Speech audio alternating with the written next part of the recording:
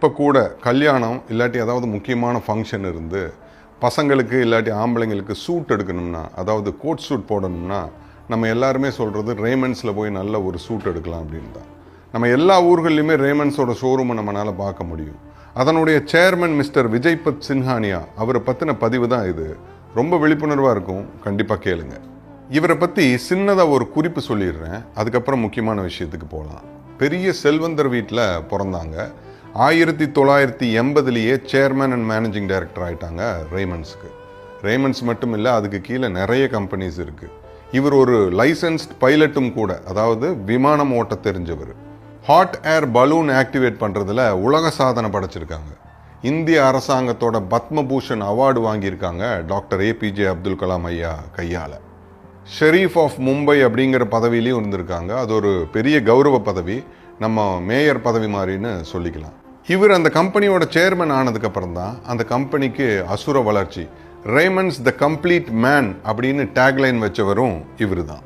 அவருக்கு 2 பசங்க. அதில் ஒரு பையன் 1996 வெளிநாட்டு ஆப்ரேஷன்ஸ் பார்க்க சொல்லி சிங்கப்பூரில் செட்டில் பண்ணிட்டார். நிறைய பிஸ்னஸ் இருக்குது இல்லைங்களா. அதில் இன்னொரு பையன் கூட தான் அவர் இந்தியாவில் வாழ்ந்துட்டு வந்தார். அந்த பையன் நாள் போக போக அவரை உணர்வு பூர்வமாக மிரட்ட ஆரம்பிச்சிட்டாங்க. நீ என் கூட தான் இருக்கணும், கடைசி காலத்தில் நான் உன்னை தான் பார்த்துக்குவேன், அப்படி இப்படின்னு நிறைய சொல்லுவாங்க இல்லைங்களா. அந்த மாதிரி மென்டல் டார்ச்சர் கொடுக்க ஆரம்பிச்சிட்டாங்க. தொந்தரவு தாங்க முடியாமல் ஒரு பாயிண்டில் அவருடைய 37% ஷேரை அவர் கூட இருக்கிற பையனுக்கு எழுதி வைக்கிறாரு. கிட்டத்தட்ட 3000-4000 கோடி ரூபா வர்த்துள்ளது. இது கிடைச்ச உடனே அவர் வேலையை காட்ட ஆரம்பிச்சிட்டாரு. அப்பாவை கெட்ட வார்த்தையில் பேசுறது, அவமானப்படுத்துறது, கம்பெனி சேர்மன் போஸ்ட்லேருந்து எடுக்கிறதுன்னு நிறைய அவமானப்படுத்த ஆரம்பிச்சிட்டாங்க. எப்படி வாழ்ந்தவர், எப்படி இருந்திருக்கும்.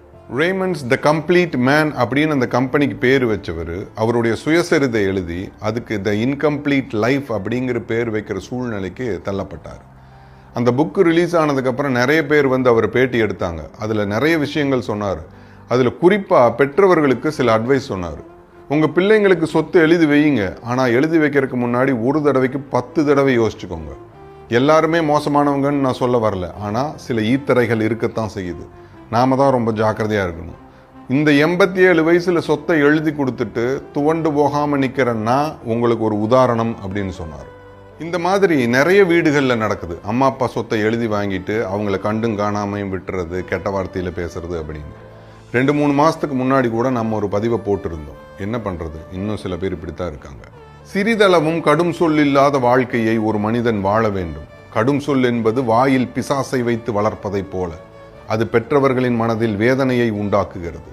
நல்ல மனிதர்கள், பெற்றவர்கள் கடும் சொல்லுக்கு பதிலாய் கடும் சொல் சொல்ல மாட்டார்கள். அதற்கு பதிலாக இப்படி சொல்லிவிட்டானே என்று குமுறுவார்கள்.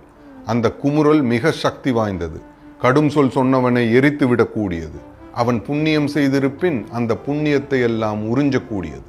இந்த பதிவிலிருந்து நமக்கு கிடைக்கக்கூடிய மாரல், உண்மை உயிர் நடுங்கி அழுததெனில், உணர்ச்சி வசப்பட்டு கதறியதெனில், பரிதவித்து எழுந்ததெனில் அந்த ரீங்காரம் கேளாமல் போகாது. அது வேத ஒளியை விட பலம் பொருந்தியது. எளியவர் நொந்து அழுதால் இறைக்கும் சினம் பொங்கும். இந்த பதிவையும் நம்ம முண்டாசு கவியோட வார்த்தையை வச்சே முடிக்கணும்னு நினைக்கிறேன். தன்னை மறந்து சகல உலகினையும் நிதம் காக்கும் மகாசக்தி அன்னை, அவளே துணை என்று நெஞ்சம் துவளாதிருத்தல் சுகம். My name is Niyas Basheer.